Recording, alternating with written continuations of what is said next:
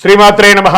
సద్గురు జ్యోతిషాలయం 2025 మే నెల రాశి ఫలితాలని మనం తెలుసుకోబోతున్నాం. మా ఛానల్ ద్వారా చూస్తున్నటువంటి ప్రేక్షక మిత్రులందరికీ కూడా శుభాభివందనాలు. మా ఛానల్స్ బాగా చూస్తున్నారు, ధన్యవాదాలు. కానీ సబ్స్క్రైబర్స్ అనేవాళ్ళు కొంచెం తక్కువగా ఉన్నారు, కొంచెం సబ్స్క్రైబ్ చేయండి. ఈ పక్కనున్న బెల్ బటన్ కానీ మీరు కొట్టేస్తారనుకోండి, మా ఛానల్లో ఉన్నటువంటి అన్ని కార్యక్రమాలు కూడా మీకు వస్తూ ఉంటుంది, మీరు చూడొచ్చు. మీకు ఉపయోగపడే విషయాలు చెప్పడం జరుగుతుంది. కమింగ్ టు జాతకం. జాతకం అనేది పడుతున్న వర్షానికి ఒక గొడుగే కానీ జాతకం జీవితం కాదు. మేము చెప్పే ఈ రాశి ఫలితాలు గోచార గ్రహస్థితులను దృష్టిలో పెట్టుకొని చెప్తున్నాం. ఇది మీ యొక్క వ్యక్తిగత జీవితానికి ఒక 30% నుంచి 40% మాత్రమే వర్తిస్తుంది. మీరు పుట్టినప్పుడు ఉన్నటువంటి ఆ లగ్నము, ఆ నక్షత్రము, ఆ పాదాన్ని బట్టి మీ యొక్క సంపూర్ణ జాతకం అనేది తెలియబడుతుంది. ఇంకా జాతకం అంటే ప్రతి ఒక్కరికి కూడా నాకు ఉద్యోగం ఎలా ఉంటుంది, నాకు వ్యాపారం ఎలా ఉంటుంది, నాకు ఆరోగ్యం ఎలా ఉంటుంది, దాంపత్య జీవితం ఎలా ఉంటుంది, సంతానం ఉంటుందా, ఉద్యోగం వస్తుందా, వ్యాపారం బాగుంటుంది, ఇవే ఏదో టెన్షన్స్తోనే ప్రతి ఒక్కళ్ళం కూడా జీవిస్తున్నాం. దానికి ఉపశమనంగా ఈ మాస ఫలితాలని ప్రతి మాసంలో కొన్ని గ్రహాలు మారుతూ ఉంటాయి కాబట్టి ఆ గ్రహాల యొక్క గమనాన్ని దృష్టిలో పెట్టుకొని అన్ని వర్గాల వారిని దృష్టిలో పెట్టుకొని ప్రిడిక్ట్ చేయబడింది ఈ మాస ఫలితాలు. ఇప్పుడు మనం 12 రాసుల్లో ఒక్కొక్క రాశిగా మనం చెప్పుకోబోతున్నాం. జాతకం ఎవరైనా మీ పరిసర ప్రాంతాల్లో ఉన్నటువంటి సద్గురువుల్ని సంప్రదించి జాతకం తెలుసుకోండి. లేదా మా ద్వారా తెలుసుకోవాలనుకుంటే 21 వయసు లోపు ఉన్న వాళ్ళు అడగకూడదు. ఎందుకంటే మీరు విద్య చదువుకుంటున్నటువంటి వారు కాబట్టి మీరు ఖచ్చితంగా మీ యొక్క వ్యక్తిగతమైనటువంటి జీవితంలో 21 సంవత్సరాల వరకు జాతకం అడగకండి.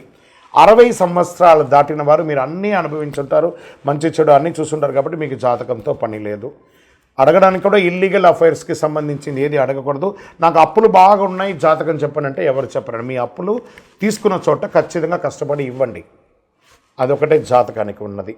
జ్యోతిషాస్త్ర రీత్యా 12 రాశుల్లో 7వ రాశి అయినటువంటి తులారాశి మిత్రులారా, మీరు చిత్తా నక్షత్రం 3, 4 పాదాలు, స్వాతి నక్షత్రం 1, 2, 3, 4 పాదములు, విశాఖ నక్షత్రం 1, 2, 3 పాదాలకి జన్మించిన మీరు తులారాశి వారిగా పరిగణించబడుతున్నారు. ఈ మే నెల 2025 మీకు శుభాశుభ ఫలితాలు ఎలా ఉన్నాయంటే, తులారాశి వారికి మాసం అంతా అనుకూలమైనటువంటి వాతావరణం ఉంటుందండి. మాసం 2వ భాగంలో సానుకూల ఫలితాలు ఎక్కువ ఉంటాయి. బృహస్పతి 5వ ఇంట్లో ప్రభావితం, 7వ ఇంట్లో సూర్యుడు ఈ నెల మొదటి భాగంలో ఉచ్చ స్థితిలో ఉంటాడు. చంద్రుడు ఎల్లప్పుడూ కదలికతో మిశ్రమంగా ఉంటారు. సమాజంలో పేరు ప్రఖ్యాతులు పెరుగుతుంది. మీకు పోయినటువంటి పేరు తిరిగి వస్తుంది. క్షమాపణ చెప్పి మరీ మీ దగ్గరికి వస్తారు మిమ్మల్ని విభేదించిన వాళ్ళు. ప్రభుత్వ పర్మిషన్ విషయంలో అసహనం అక్కర్లేదు, అన్నీ వచ్చేస్తాయి. సంతానం లేని వారికి సంతాన ప్రాప్తి. మిమ్మల్ని ఇప్పటి వరకు తప్పుగా అర్థం చేసుకున్న వారే పశ్చాత్తాప పొంది మీ దగ్గరికి వస్తారు. స్నేహితులు మీకు మద్దతు ఇస్తారు. వృత్తి ఉద్యోగాల్లో పనితీరులో అధికారులు సైతం ఆకట్టుకుంటారు. ఆర్థిక పరిస్థితి మరింత పుంజుకుంటుంది. వ్యాపారంలో ధైర్యంగా నిర్ణయాలు తీసుకొని లాభాలు అందుకుంటారు.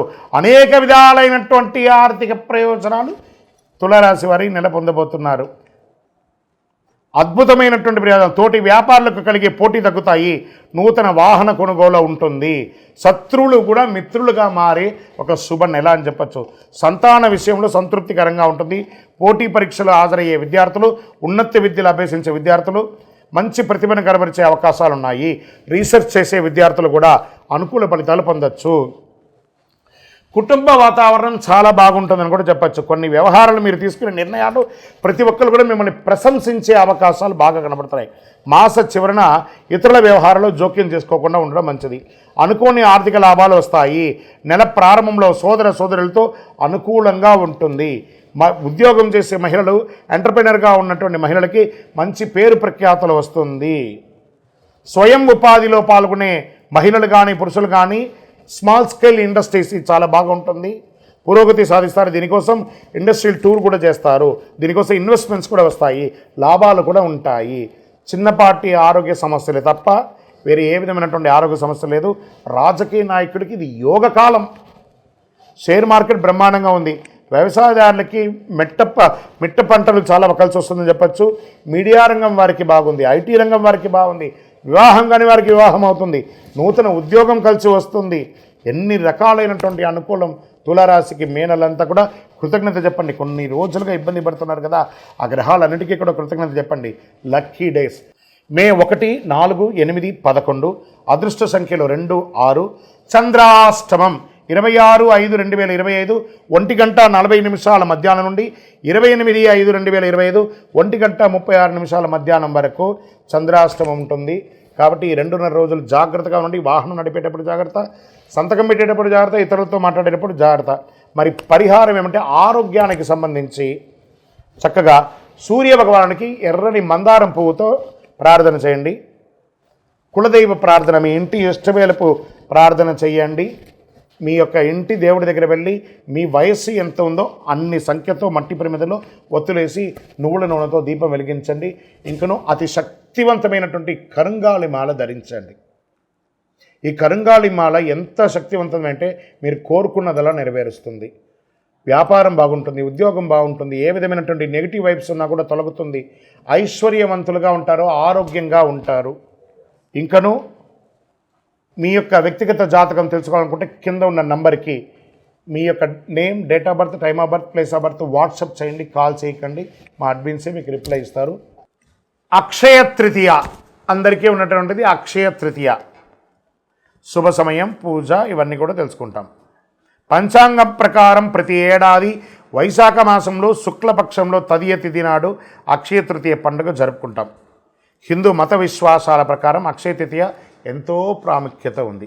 జ్యోతిషాస్త్ర ప్రకారం అక్షయ తృతీయ రోజు స్వయం సిద్ధి ముహూర్తం అని పిలుస్తారు. ఈరోజు తిథివార నక్షత్ర యమగండ దుర్ముహూర్త వర్జ్యాలు ఏది చూడక్కర్లేదట.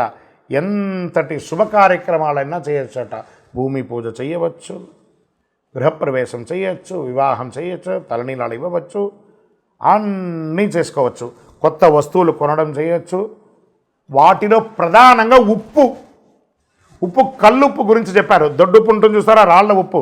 ఈ రాళ్ల ఉప్పు ఏది కొంటారో కొనరో రాళ్ల ఉప్పు అక్షయ తృతీయ నాడు కొనాలట. అందరూ బంగారం కొనాలి అని అప్పు చేసి బంగారం కొనడం వల్ల అప్పులు వాడికి పెరుగుతుంది కానీ మీకు పెరగదు. లేదా ఈరోజు బంగారం కొనమని శాస్త్రం చెప్పలేదు, అక్షయం అన్నారు. అక్షయం అంటే ఏంటి? తరగనిది. పవిత్రమైన రోజు ఎలాంటి శుభముహూర్తం చూడకుండా అన్ని పనులు చేసుకోవచ్చు. గ్రంథాల ప్రకారం ఈరోజు విలువైన వస్తువులు కొనడమే కాదు, విలువైన వస్తువులు కొనడం వల్ల అది ఆనవాయితీగా ఉంటుందని ఒక పేరుతో కొంటున్నారే కానీ శాస్త్ర ప్రమాణం లేదు. దాన ధర్మాలు మాత్రం చేయాలని ఉంది. వీలుంటే 10 మందికి భోజనం పెట్టండి, వస్త్రం ఇవ్వండి, ధాన్యాలు ఇవ్వండి అనివ్వండి. లక్ష్మీదేవి అనుగ్రహాన్ని పొందుతారట. ఈ ఏడాది అక్షయ తృతీయ 29 ఏప్రిల్ 2025 మంగళవారం సాయంత్రం 5:32 ప్రారంభమై మరుసటి రోజు అంటే ఏప్రిల్ 30 బుధవారం మధ్యాహ్నం 2:13 వరకు ఉంటుంది ఈ యొక్క అక్షయ తృతీయ. ఉదయం తిథి ప్రకారం ఏప్రిల్ 30 తేదీన అక్షయ తృతీయ పండుగ జరుపుకుంటారు. ఈ సమయంలో ఏ పని అయినా విజయం సాధిస్తారట. పవిత్రమైన రోజు చాలామంది వెండి, బంగారం వాటిని పెట్టి పూజిస్తూ ఉంటారు. వస్తువులు కొనుగోలు చేస్తుంటారు, ప్రాధాన్యత ఇస్తుంటారు, పుస్తకం కూడా కొంటూ ఉంటారు. అంతేకాదు వివాహం, కొత్త ఇంటి ప్రవేశం, కొత్త వాహనం, ఏదైనా ఆస్తి కొనడం కూడా చేస్తూ ఉంటారు. అక్షయం అంటే ఎప్పటికీ తరగనిది. హిందూ పురాణాల ప్రకారం వేదవ్యాస మహర్షి శ్రీ మహావిష్ణు అవతారంగా పరిగణిస్తారు.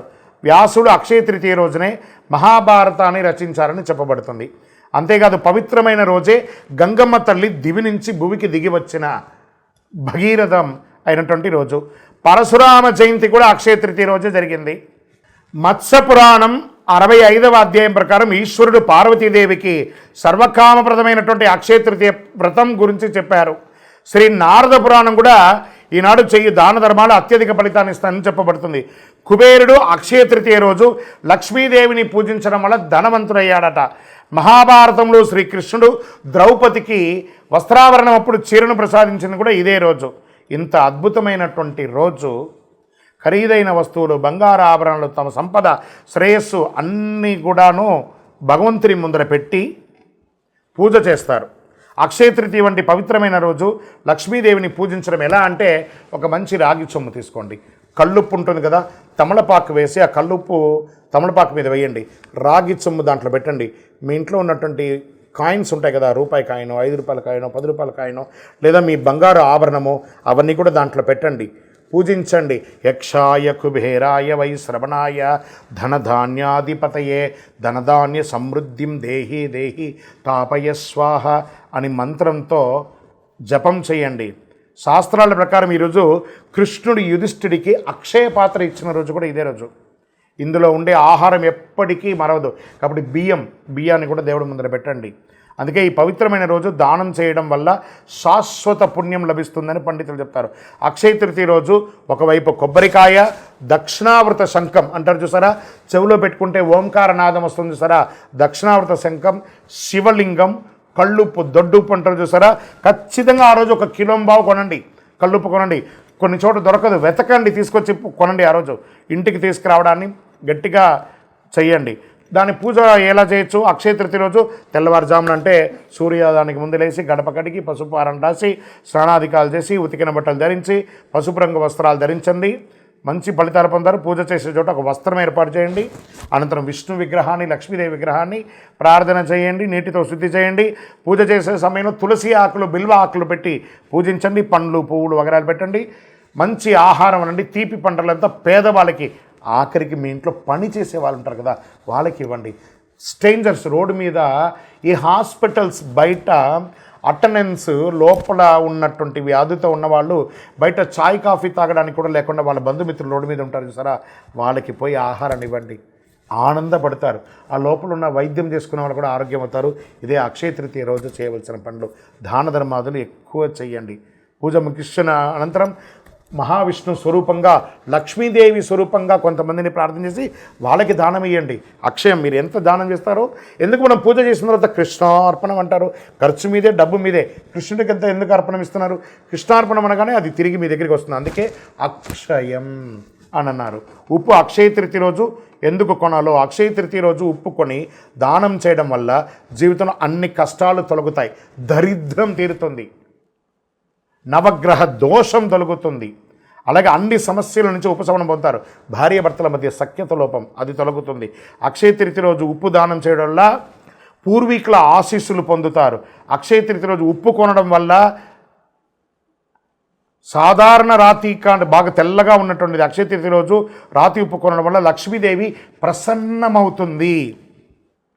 చూడండి, మంట అంతా చేస్తామండి, ఒక చుక్క అందులో ఉప్పు లేకపోతే ఎలా ఉంటుంది? అద్భుతమైన వంటే కదా, అదే లక్ష్మీదేవి. లక్ష్మీదేవి మోతాదుకి మించకూడదు, మోతాదు తగ్గకూడదు. అందుకే లక్ష్మీదేవి అందులో కూర్చున్నది. అక్షయ తృతీయ రోజు కొన్న ఉప్పును ఇంటిలో నీళ్ళలో ఒక చుక్క వేసి ఇల్లంతా తుడవండి. నెగిటివ్ వైబ్స్ పోతుంది. చిన్నపిల్లలు ఉన్న రూమ్లో ఒక గ్లాసులో పెట్టండి. మీ బాత్రూమ్స్లో కూడా ఒక గ్లాసులో పెట్టండి. మీరు సంపాదించే ప్రతి డబ్బుని ఒక మట్టి మూకుడులో ఉప్పు వేసి అందులో ఆ రోజు డబ్బుని అలా పెట్టి మరుసటి రోజు బీరువాలో పెట్టండి. చాలా నిలవ ఉంటుంది. ప్రయత్నం చేసి చూడండి. ఇలా ఎన్నో చెప్పుకుంటూ పోవచ్చు. అక్షయ తృతీయ రోజు, అక్షయ తృతీయ రోజు మీ మనసుకి ఏది నచ్చితే అలా చేయండి. ఆరోగ్యంగా ఉండి సంతోషంగా ఉండండి. పరోపకారార్థే ఇదం శరీరం అన్నట్టుగా ఇతరులకి సహాయం చేయడానికి ప్రయత్నం చేయండి. విజయోస్తు.